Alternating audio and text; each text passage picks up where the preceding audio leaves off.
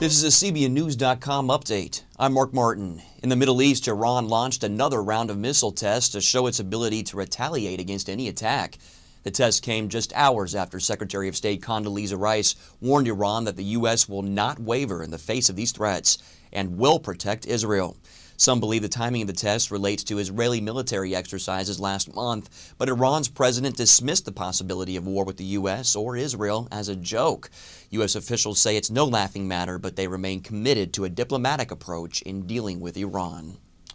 President Bush will sign a bill today that will prevent communications companies from being sued for helping the U.S. government spy on citizens. The Senate passed the measure yesterday. The bill's approval came after almost a year of debate over the wiretapping program, which was started after the 9/11 attacks. Senator Barack Obama had opposed the bill, but he ended up voting for what he called, quote, an improved but imperfect bill. Republican rival John McCain did not attend the vote. Senator Hillary Clinton voted against the measure. The Salmonella probe has expanded to include the top 3 ingredients in salsa: tomatoes, jalapeno peppers, and fresh cilantro. Health officials are into week 7 of the investigation, but they admit they're no closer to narrowing the list of suspect foods. More than 1,000 Salmonella cases have been recorded since early April, but the ongoing case is very different from the E. coli outbreak in spinach 2 years ago. The spinach was packaged in bags with barcodes, making the tracking process much easier. Meanwhile, the tomato industry estimates its losses at $100 million. And for more on this, go to our homepage at CBNnews.com. New DNA tests cleared the parents and brother of JonBenet Ramsey as suspects in her murder. The 6-year-old beauty queen was killed in her home in Boulder, Colorado more than a decade ago.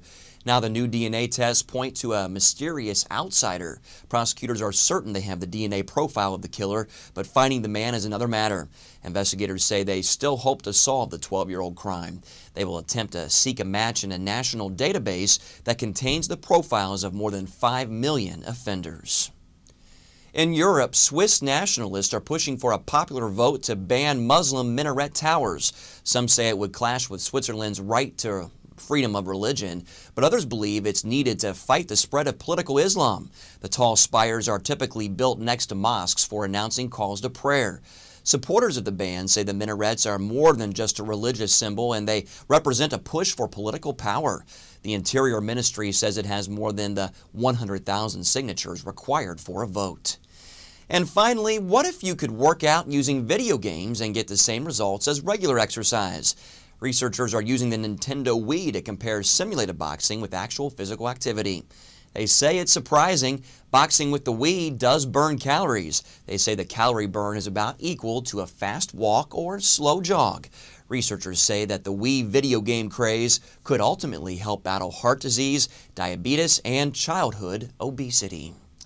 Coming up later today on CBN's Newswatch, why some gas stations are charging more at the pump when you use a credit card. And how the diary diet works, why some doctors say this diet can double your odds of losing weight.